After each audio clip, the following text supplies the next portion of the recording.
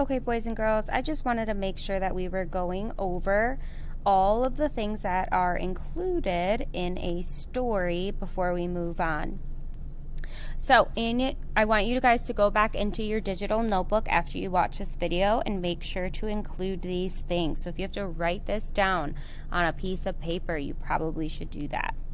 Okay, things we should include. Every good story has characters.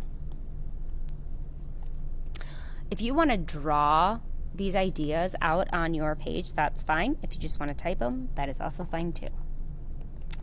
Every good story also has a setting. So the place it is happening at.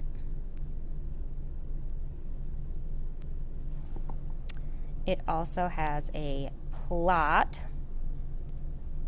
which is kind of like the problem and the solution of the story. There's always going to be something that actually happens, but usually in a good story, somehow the characters solve it. So you're definitely not going to want to read a story where there's nothing interesting going on. There has to be a problem. A good story typically has conflict. So that means that there is, in addition to the plot, the characters might have some conflict.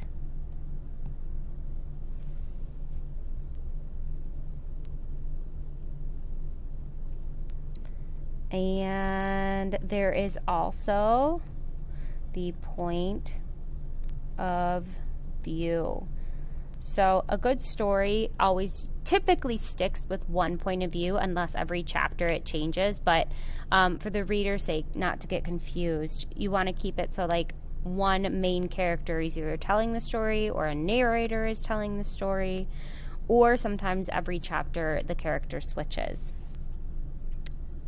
So those are the things that I want you to make sure that you do include in a good story. You definitely have to have characters, setting, plot, conflict, and point of view.